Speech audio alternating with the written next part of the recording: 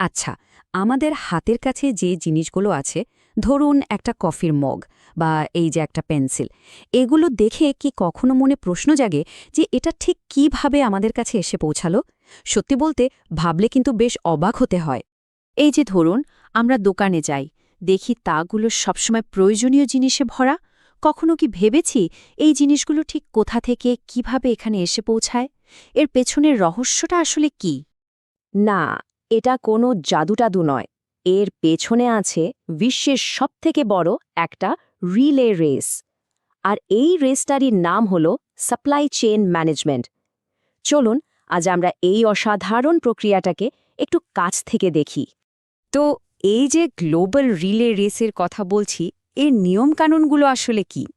চলুন প্রথমে এর মূল ধারণাগুলো একটু জেনে নেওয়া যাক। খুব সহজ করে বললে সাপ্লাই চেইন হলো একটা বিশাল নেটওয়ার্ক। একদম কাঁচা মাল থেকে শুরু করে আমাদের হাতে যে ফাইনাল প্রোডাক্টটা আসে, তার পুরো জার্নিটাকেই এটা এক সুতোয় বাঁধে। ধরুন সকালের এক কাপ কফি, এই এক কাপ কফি কিন্তু জুড়ে দিচ্ছে হয়তো কলম্বিয়ার কোনো কৃষককে, পানামার একটা শিপিং কোম্পানিকে, আর আমাদের পাড়ার মোড়ের ক্যাফের সেই বারিস্তাকে। কি অসাধারণ ব্যাপার, তাই না?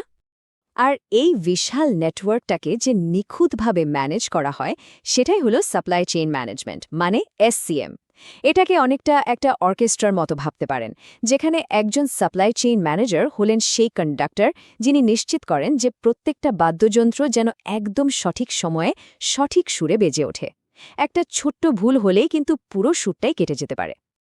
আচ্ছা, এই পুরো ব্যাপারটা আরও সহজে বোঝার জন্য চলুন আমরা একটা খুব সাধারণ জিনিসের, একটা কাঠের পেন্সিলের অসাধারণ জার্নিটা একটু কাছ থেকে দেখি।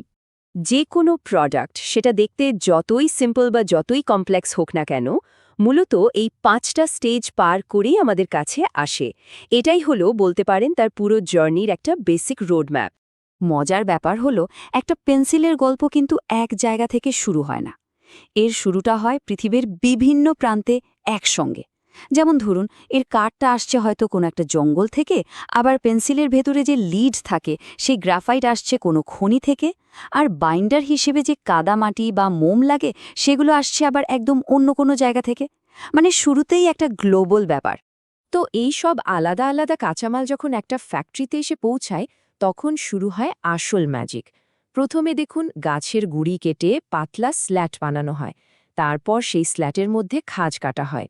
এবার দুটো স্ল্যাটের মাঝখানে গ্রাফাইট লিড বসিয়ে ঠিক যেন একটা স্যান্ডউইচের মতো জুড়ে দেয়া হয়। আর একদম শেষে ওই স্যান্ডউইচটাকে কেটে শেপ দিয়ে আর রং করে তৈরি হয়ে যায় আমাদের সবার পরিচিত পেন্সিলটা। পেন্সিল তো রেডি, কিন্তু ওগুলো তো এখনো ফ্যাক্টরিতেই পড়ে আছে, তাই না? এবার শুরু হবে আসল যাত্রা। সেগুলোকে আমাদের সবার কাছে পৌঁছে দেওয়ার এক লম্বা সফর। আর এই সফরের প্রথম ধাপ হতে পারে বিশাল একটা কার্গো জাহাজ, যেটা হাজার হাজার মাইল সমুদ্র পাড়ি দেবে। আর এখানেই লজিস্টিক্স এক্সপার্টসদের কাজ শুরু হয়। তারা অনেকটা ট্রাভেল এজেন্টের মতো ঠিক করেন কোন পথে গেলে সবচেয়ে ভালো হবে। যেমন ধরুন, প্লেনে করে পাঠালে জিনিস পৌঁছাবে খুব তাড়াতাড়ি, কিন্তু খরচটা হবে অনেক বেশি। আবার অন্যদিকে জাহাজে করে পাঠালে সময় হয়তো বেশি লাগবে, কিন্তু খরচটা অনেক কম। তো এই গতি আর খরচের মধ্যে একটা ব্যালেন্স করাই হলো আসল চ্যালেঞ্জ। কিন্তু গল্পটা এখানেই শেষ না। বন্দরে পৌঁছানোর পরেও পেন্সিলের জার্নি কিন্তু থামে না। সেখান থেকে দেশের ভেতরে শত শত মাইল পথ পাড়ি দেওয়ার জন্য ব্যবহার করা হয় ট্রেন, আর তারপর একদম শেষে আসে ট্রাক। এই ট্রাকগুলো পেন্সিলগুলোকে নিয়ে যায় বিশাল বিশাল সব ওয়্যারহাউস বা গুদামে। এখন এই গুদামগুলো কিন্তু শুধু জিনিসপত্র রাখার সাধারণ কোনো স্টোর রুম নয়। এগুলো হলো এক একটা স্ট্র্যাটেজিক হাব বা কৌশলগত কেন্দ্র। এখান থেকেই ঠিক করা হয় কোন এলাকার কোন দোকানে কতগুলো পেন্সিল পাঠাতে হবে। আর এই হাবগুলোতে যারা ইনভেন্টরি ম্যানেজ করেন, তাদের একটা খুব ইন্টারেস্টিং ব্যালেন্স রাখতে হয়। দুটো প্রধান কৌশল আছে। একটা হলো জাস্ট ইন কেস, মানে ভবিষ্যতের যে কোনো চাহিদার জন্য আগে থেকেই অনেক স্টক জমিয়ে রাখা। আরেকটা হলো জাস্ট ইন টাইম, অর্থাৎ ঠিক যখন দরকার ঠিক তখনই জিনিসপত্র আনা।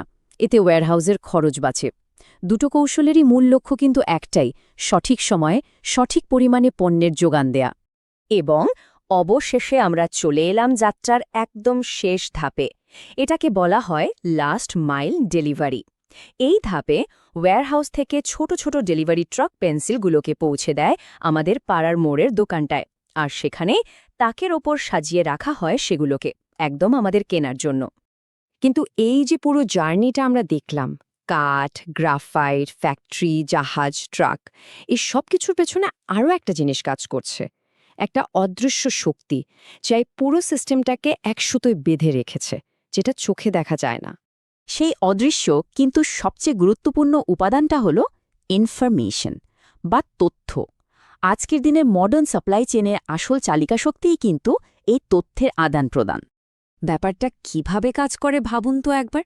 যখন দোকান থেকে একটা পেন্সিল কেনা হয় আর সেটার বারকোড স্ক্যান করা হয়, সঙ্গে সঙ্গে একটা চেন রিয়াকশন শুরু হয়ে যায়।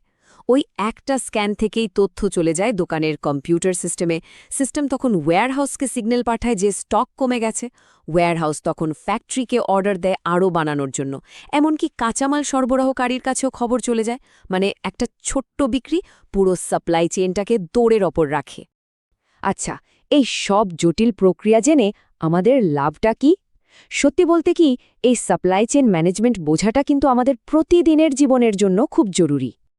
এই যেমন ধরুন, আমরা যখন খবরে শুনি যে কোনো একটা জাহাজ ক্যানেলে আটকে গেছে বা বন্দরে বিশাল জ্যাম লেগেছে, তখন আমরা সহজেই বুঝতে পারি কেন হঠাৎ করে দোকানে কিছু জিনিসের দাম বেড়ে গেল বা জিনিসটা পাওয়া যাচ্ছে না। এটা জানলে আমরা আরও স্মার্ট কনজিউমার হতে পারি। আর সবচেয়ে বড় কথা হলো, আমরা বুঝতে পারি যে আমাদের এই আধুনিক জীবনযাত্রা আসলে কতটাই অদৃশ্য নেটওয়ার্কটার উপর দাঁড়িয়ে আছে। তাহলে এবার একটা মজার চ্যালেঞ্জ হয়ে যাক, কি বলেন? আমাদের আশেপাশের যে কোনো 3টা সাধারণ জিনিস বেছে নিন। হতে পারে সেটা একটা টুথব্রাশ, একটা চায়ের প্যাকেট বা হাতে থাকা মোবাইল ফোনটা। এবার একটু ভাবার চেষ্টা করুন তো, এটার কাঁচামাল কোথা থেকে এলো, এটা কোথায় তৈরি হলো, আর ঠিক কোন পথে এত লম্বা জার্নি করে এটা আমাদের হাতে এসে পৌঁছলো। আসলে সাপ্লাই চেইন ম্যানেজমেন্ট হলো আমাদের এই মডার্ন দুনিয়ার এক অদৃশ্য কিন্তু প্রচণ্ড শক্তিশালী ইঞ্জিন। একবার যদি এই ইঞ্জিনটাকে খোঁজার চেষ্টা করা হয়, তাহলে দেখা যাবে এটা প্রায় সবকিছুর পিছনেই আছে। তাহলে এখন যখন আমাদের দুনিয়ার এই অদৃশ্য ইঞ্জিনটা আমাদের চোখের সামনে কিছুটা হলেও পরিষ্কার, সত্যি তো, একটা সাধারণ পেন্সিলের পেছনে যে এত বড় একটা বিশ্বজোড়া রিলে রেস লুকিয়ে থাকতে পারে, এটা জানার পর কি আর কোনো সাধারণ জিনিস